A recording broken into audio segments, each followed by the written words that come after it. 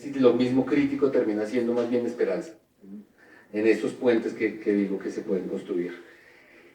Y lo tercero, ya como para seguir con la parte emocional, creo yo, y conectarse con ese Daniel, me gustaría preguntarte un poco, ¿qué le diría al Daniel de hoy que está aquí sentado a ese Daniel de 2008 que se sentó por primera vez a escribir para su blog?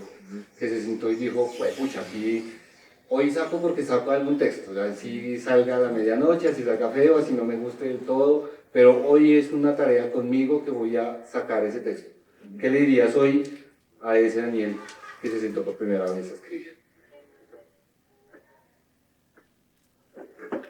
Sí, creo que también ese tono que parece esperanzador es como si uno va al médico y uno se hace un examen de sangre y algo sale mal, por lo menos el examen le está diciendo a uno que algo está mal para ver si algo se puede mejorar. Entonces es intentarle abrir los ojos a las personas que estén leyendo del otro lado y que, así como yo esperaría por mi parte hacer lo máximo que sea posible para hacer un cambio, que el lector pare para pensar y ver si desde su posición puede hacer algún cambio. Entonces, por ejemplo, el tema de las hinchadas, si la próxima vez que yo voy al estadio por lo menos muestro desaprobación cuando alguien haga un comentario racista, el cambio puede comenzar por ahí.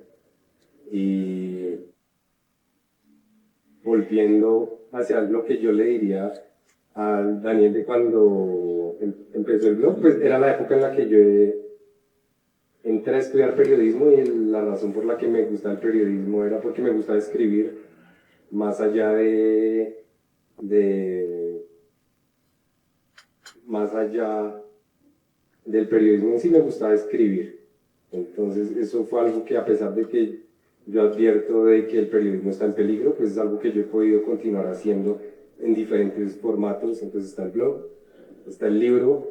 En algún momento intenté producir video cuando YouTube todavía era muy embrionario y no se sabía que se iba a convertir en lo que es hoy. Y uno, para producir video, pues uno tiene que escribir guiones también. Entonces hay muchas formas de escribir y por lo menos lo que estoy satisfecho es que yo nunca abandoné la escritura, así no me estuviera leyendo nadie. Yo nunca me preocupé mucho por métricas de lectores, sesiones, seguidores, sino que de hecho las métricas a las que yo tengo acceso pueden ser muy deprimentes porque es como si no me estuviera leyendo nadie, pero a veces alguien me escribe un correo, alguien que no conozco me escribe y me dice que leyó un texto mío y eso fue hace muchos años. Entonces eso como que me da esperanza de que en algún lugar hay alguien leyendo, y aunque aquí están personas en su mayoría que conozco personalmente, con que el libro le llegue a las manos de alguien que yo no conozco y esa persona sea una persona mejor a raíz de algo que la persona se quedó pensando por algo que yo dije, yo creo que por ahí se comienza el cambio. Entonces yo creo que la forma de que el mundo cambie es yo cambiando primero y también pues hablando sobre eso y que las demás personas piensen al respecto. Esto cambiará el mundo.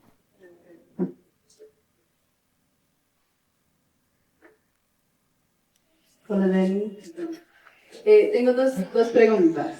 La primera es más personal. Me gustaría saber qué ha cambiado o si ha cambiado tu estilo de escritura, sobre todo de cuando vivías acá hasta el momento que fuiste a Brasil, por el cambio de idioma y de vivencia y todo.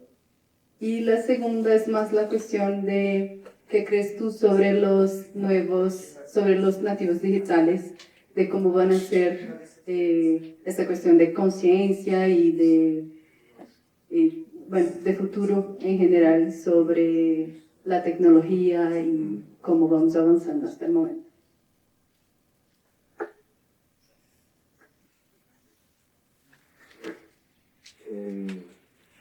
Yo durante mucho tiempo tuve un problema de que yo no encontraba otras personas que escribieran el mismo tipo de texto que yo escribía. Pues yo en la portada del libro dice que son ensayos, pero cuando yo empecé a escribir en 2008, yo no sabía que eso eran ensayos. Eso fue como, pasaron muchos años para yo, si alguien que sabe de literatura agarra este libro y quisiera decir que no son ensayos porque X autor define ensayo de otra forma, lo podrían hacer, pero es como la forma que yo encontré de definir algo que yo siempre escribí, pero que durante mucho tiempo yo no encontraba autores que escribieran de forma parecida a como yo lo hacía, que eran textos de opinión, eso sí nunca cambió, y en algún momento sí hubo como una necesidad de querer monetizar el blog, y hay una poca cantidad de textos como de 2009, 2010, que yo intenté como escribir con mucha frecuencia, digamos escribir una vez por semana, pero el resultado era terrible. Entonces lo que yo me di cuenta es que en el proceso, cada uno de los textos que está en el libro, yo me puedo demorar fácilmente un mes escribiéndolo.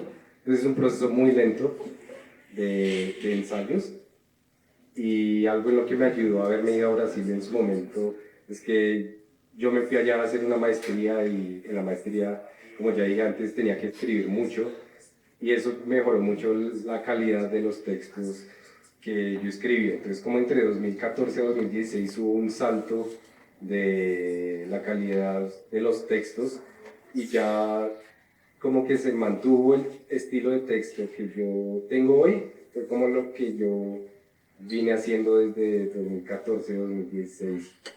Y fueron como la primera vez que yo empecé a hablar de esa convergencia entre tecnología y política. Entonces en 2016 tuvimos el Brexit, fue cuando ganó Donald Trump, y yo en esa época empecé a hablar de esos temas y yo tuve la oportunidad de trabajar dentro de Facebook durante un año y ver cómo algunas de esas cosas funcionaban dentro de la empresa me dio la posibilidad de dar una óptica diferente que yo no veía de la que se hablara mucho en esa época.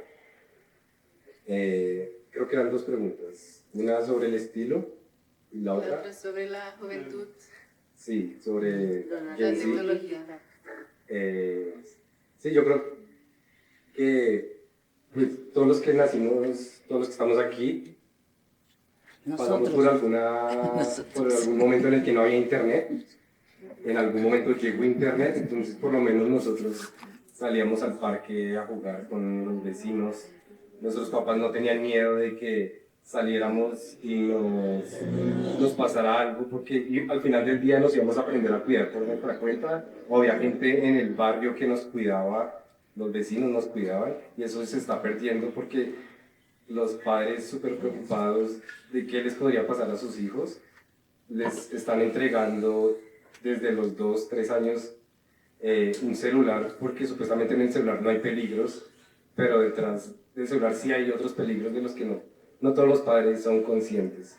Y no sé, yo no creo que los propios padres vayan a llegar a la conclusión, o los propios hijos a esa edad en algún momento van a ser conscientes de los peligros que hay detrás de las redes sociales. Entonces, por ejemplo, el hecho de que en Instagram, ser una plataforma tan visual, todo el mundo está comparándose todo el tiempo. Una persona con un niño, una niña de 10, 12 años no tiene la madurez para saber que eso está mal. A esa edad nadie se debería estar comparando con nadie, pero es de lo que van a estar hablando sus amigos cuando no estén en el celular. Entonces, todo ese tema de autoestima y salud mental es algo que nosotros fuimos adquiriendo poco a poco. Yo no creo que las nuevas generaciones tengan las herramientas para lidiar con eso. Similar a como cuando surgió el cigarrillo, durante mucho tiempo no se hablaba de si era saludable o malo. Pasaron varias décadas hasta haber estudios que demostraran que el consumo de tabaco era nocivo para la salud, al igual que el alcohol. Y algo similar yo creo que va a pasar con la tecnología, va a pasar un par de años para que haya estudios que las personas realmente crean sobre cómo eso nos puede estar causando daños. Y yo creo que es una generación que está siendo expuesta a muchos daños y no hay como una fuerza impidiendo que que se consuma de forma consciente, justamente por tratarse de algo tan reciente. Bueno, ¿alguien más quiere alguna